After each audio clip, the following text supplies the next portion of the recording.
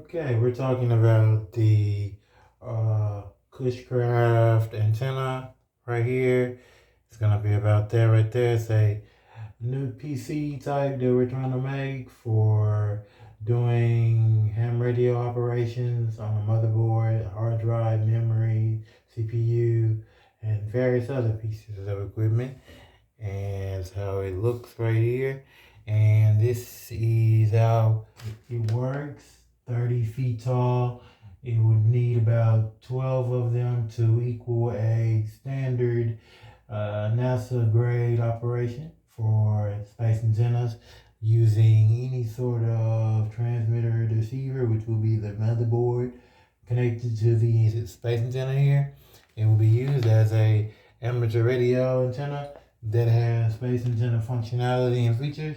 And this will be how it all works. It will be connected via USB to a USB switch, and many people can use the antenna.